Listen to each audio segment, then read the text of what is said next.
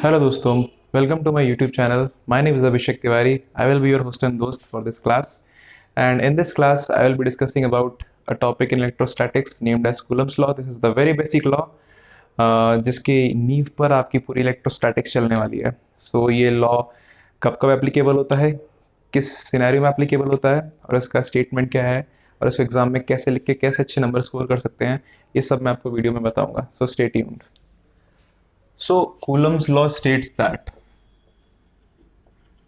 Coulomb's law का statement क्या है. सबसे पहले आपको एग्जाम में स्टेटमेंट लिखना होता है.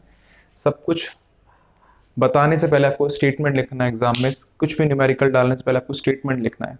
और स्टेटमेंट डालने से पहले you need to remember whatever quantities you are using, whichever quantities you are using, you need to define those quantities. अगर आप चार्ज क्यू एज्यूम कर रहे हो तो आपको उसमें बताना पड़ेगा कि आपने जो चार्ज क्यू है उसको एज्यूम किया है, डिस्टेंस आर है उसको एज्यूम किया है. Everything you have to tell in that statement. That's what we are going to today. Coulomb's law. So Coulomb's law states that the force, कौन सी force? Electrostatic force. The force between the two point charges. ये चीज important है भाई लोगों. Point charges लोग directly लिख देते हैं कि the force between two charges. यहाँ पर ये जो कूलम्स लॉ है ये स्पेसिफिकली आपका पॉइंट चार्ज के लिए एप्लीकेबल होता है. So you need to point this thing specifically that the charges are point charges. So the force between the two point charges is directly proportional to the product of magnitude of charges. कि दो charge के बीच में लगने वाली electrostatic force जो होती है वो डायरेक्टली प्रोपोर्शनल होती है जो उन चार्जेस का मैग्नीट्यूड है उनके प्रोडक्ट के. पहली डिपेंडेंस फोर्स की, इलेक्ट्रोस्टैटिक फोर्स की चार्ज पे ये है. दूसरी, एंड इनवर्सली, इनवर्सली मींस इसके बढ़ने से वो कम होगा. Inversely proportional to the square of the distance between them. ये आपका पूरा कूलम्स लॉ का स्टेटमेंट है कि दो पॉइंट चार्जेस के बीच में लगने वाली फोर्स डायरेक्टली प्रोपोर्शनल होती है उन दोनों चार्ज के मैग्नीट्यूड के प्रोडक्ट और इनवर्सली प्रोपोर्शनल होती है उन दोनों चार्ज के बीच के डिस्टेंस के स्क्वायर के.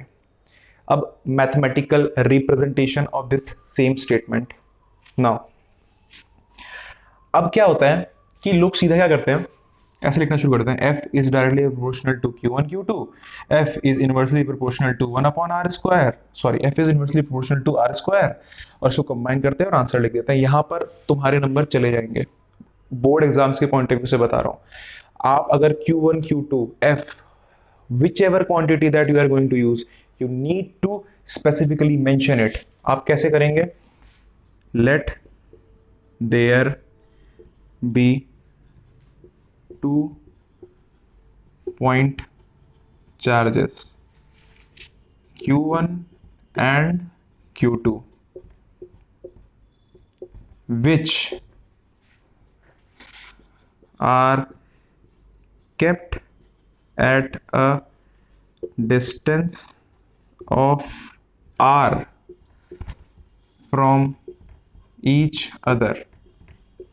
आपने डिफाइन कर दिया, Q1 को डिफाइन कर दिया, Q2 को डिफाइन कर दिया और आपने R को डिफाइन कर दिया.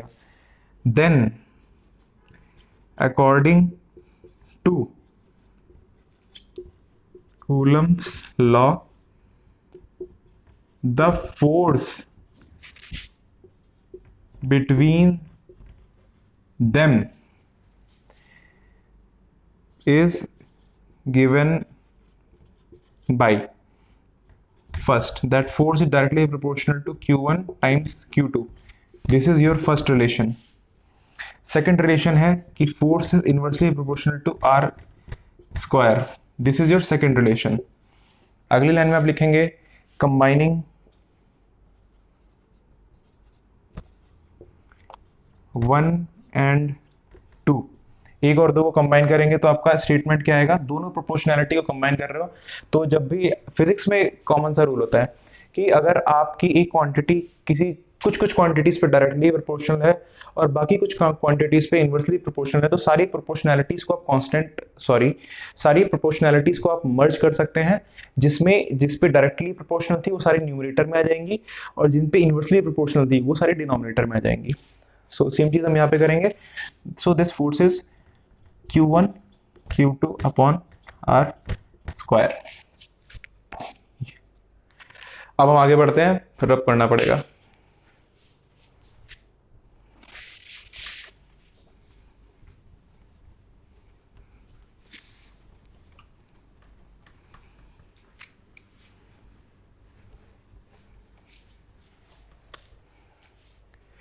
हमने फोर्स निकाली, that force is directly proportional या force is proportional to q1 q2 upon r का स्क्वायर। अब यहाँ पे आप प्रोपोर्शनैलिटी को हटा के एक कांस्टेंट लेके आओगे, क्योंकि अगर कोई चीज़ किसी दूसरी क्वांटिटी पे दूसरी चीज़ पे डिपेंड करती है और उसके प्रोपोर्शनल होती है, तो हमेशा उनके और उस दूसरी चीज़ के बीच में एक प्रोपोर्शनैलिटी कांस्टेंट होगा, एक रिलेशन होगा जो किसी नंबर या किसी फॉर्म या किसी फंक्शन में एक्सप्रेस किया जाएगा। तो यहाँ पर जो वो रिलेशन है, जो नंबर है जो दोनों को जोड़ता है, जैसे कि सर्कल की सरकमफेरेंस को उसकी रेडियस से जोड़ने वाला जो रेशियो है वो पाई है, इसी तरह यहाँ पर भी जो रेशियो है that is 1/4 pi epsilon naught q1 q2 upon r square. एक बात यहाँ बहुत ध्यान से याद रखना कि अगर मैं यहाँ पे एप्सिलॉन नॉट लिख रहा हूँ, that means your system of charges. System of charge से मेरा मतलब है वही चार्ज जो हमने स्टार्टिंग में एज्यूम किया था q1, वही चार्ज जो एज्यूम किया था q2, जो कि डिस्टेंस पे रखे थे r पे। तो ये जो सिस्टम ऑफ चार्ज है that is kept in air. Okay, आगे हम नेक्स्ट लेक्चर में जानेंगे कि ये एयर में होना और ना होना किस चीज को डिटरमाइन करता है। आगे आप जाके परमिटिविटी पढ़ोगे, परमिटिविटी में आपको ये पता लगेगा कि एयर में जब होता है तो इलेक्ट्रिक फील्ड कुछ होती है और उसी सिस्टम को उठा के अगर आप लेट से पानी में रख दो, किसी और मीडियम में रख दो, तो इलेक्ट्रिक फील्ड कुछ और होती है, बेसिकली कम हो जाती है। खैर वो तो अगले लेक्चर की बात है, बट यहाँ पर मेरा बताने का पर्पज ये था कि अगर आप यहाँ पे एप्सिलॉन नॉट लिख रहे हो, that means your system of charge is kept in air. So this force comes out to 1/4 pi epsilon naught q1 q2 upon r square. इसके बाद आपको स्पेसिफिकली मेंशन करना है, क्योंकि एप्सिलॉन नॉट यहाँ पे न्यू क्वांटिटी है। सो यहाँ पे आपको लिखना पड़ेगा where epsilon naught is the absolute means relating to vacuum, relating to air is the absolute permittivity. Absolute permittivity of free space. यहाँ पे आपने एप्सिलॉन नॉट को बता दिया, और सोने पे सुहागा करना हो तो आप यहाँ पे एप्सिलॉन नॉट की वैल्यू लिख दीजिए। That comes to around 8.854 into 10⁻⁻12। इस वैल्यू को अगर आप याद कर लोगे तो पेपर में लिखोगे तो काफ़ी अच्छा इंप्रेशन पड़ेगा एग्जामिनर पे। इसका यूनिट है कूलम स्क्वायर पर न्यूटन पर मीटर स्क्वायर। अब तुम कहोगे कि हम यूनिट कैसे याद रखें? यूनिट याद रखने का सिंपल तरीका ये है कि आपको एप्सिलॉन नॉट का यूनिट चाहिए तो एप्सिलॉन नॉट को यहाँ ले जाओ, फोर्स को यहाँ पे लेके आओ। जब आप फोर्स को यहाँ पे लेके आओगे तो आपके पास यूनिट सिस्टम आ जाएगा। यूनिट सिस्टम क्या आ जाएगा? Coulomb into coulomb, coulomb square. ये हो जाएगा आपका मीटर की पावर -2, और यहाँ पे फोर्स नीचे आएगी, एप्सिलॉन ऊपर जाएगा, तो फोर्स जब नीचे आएगी तो न्यूटन की पावर -1। सेम चीज मैंने यहाँ लिखी, सी स्क्वायर न्यूटन की पावर -1 मीटर की पावर -2। तो इस तरह से आप इसको यूनिट को याद रखने की जरूरत नहीं है, डिराइव भी कर सकते हैं। बाकी ये वैल्यू ध्यान से सुन लो, 8.854 into 10⁻⁻12। This is the absolute permittivity, this is the permittivity of the free space of the vacuum. ठीक है, अब यहाँ पर एक या दो चीजें हमें जरूर याद रखनी है। एक चीज तो मैंने आपको स्टार्टिंग में बता दी कि that this law is applicable on a system of point charges, the charges are suppose to be point charges. And the second thing is, ये काफी कॉमन सेंस की बात है, but as you know that common sense is not that much common, कि since we are studying this thing under the topic under the heading of electrostatics, that means the Coulomb law is applicable when your charges are at rest. Okay, they are supposed to be at rest when you charge. तो ये दो चीजें आपको याद रखनी है। पहला कि आपके जो चार्ज होंगे वो पॉइंट चार्ज होंगे। दूसरा कि ये चार्ज जो होंगे वो रेस्ट पे होंगे। ओके, अब मैंने आपको यहाँ पे एक चीज बतानी रह गई है, वो ये है कि एप्सिलॉन नॉट की वैल्यू तो मैंने आपको बता दिया, बट न्यूमेरिकल में ऐसा तो होगा नहीं कि आप 1/4 को पाई से मल्टीप्लाई करोगे फिर उसको एप्सिलॉन नॉट से मल्टीप्लाई करोगे, ऐसा नहीं है ना। तो इसकी जो वैल्यू होती है 1/4 pi epsilon naught, that comes out to be 9 into 10⁹9। ये वैल्यू याद रख लेना, 9 इंटू 10⁹9। यहां पर ये कूलम में आएगा, ये मीटर में आएगा, तो ये फोर्स ऑटोमेटिकली ये न्यूटन में आ जाएगी। ठीक है, so that was all for Coulomb's law. Coulomb's law एक बहुत ही बेसिक लॉ है, इसमें बस आपको दो चीजें याद रखनी है कि the charges are suppose to be point charges and the charges are suppose to be at rest. दूसरा, जब आप स्टेटमेंट लिखोगे, स्टेटमेंट लिखने के बाद you have to clearly write down what is q1, what is q2, what is r, and when epsilon naught comes in the scene you have to clearly specify what do you mean by epsilon naught. Epsilon naught यहाँ पे absolute permittivity है, इसके बारे में in depth knowledge हम लेंगे अगले lecture में।